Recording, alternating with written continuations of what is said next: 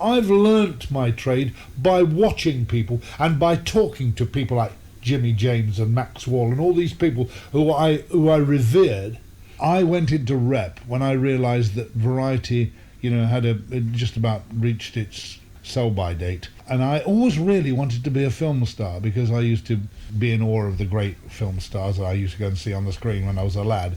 And I always wanted to be a straight actor. But, of course, in the days when I learned my trade, people from the lower working class didn't become actors. Correct me if I'm wrong, but in the 50s you actually represented the UK in the Eurovision Song Contest, is that right? I did the one in England, and I was second. I did a song called Don't Cry Little Doll, and I was second to a lady named Patricia Breeden, who eventually married Ivor Emanuel, who again at that time was a great pal of mine, and she was a sort of light soprano, and she came first. And the strange thing, of course, is that your son Maynard actually represented the UK later on, didn't he? Yes, he did. He did very well as well. Yeah, that was strange because he went to Norway, and that was very odd because he had a pal, and they used to write songs together.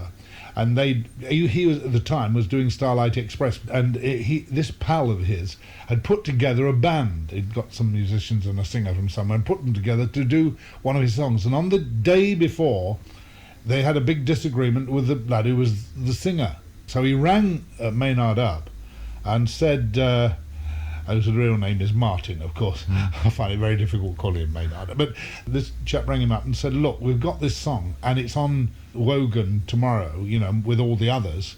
Will you come and do it? And he said, well, I don't want to do the Eurovision Song Contest. And he said, well, we're desperate.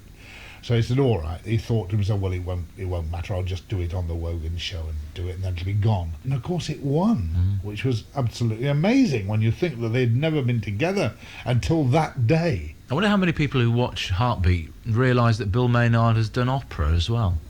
Oh yes, that was a brief foray, as I say.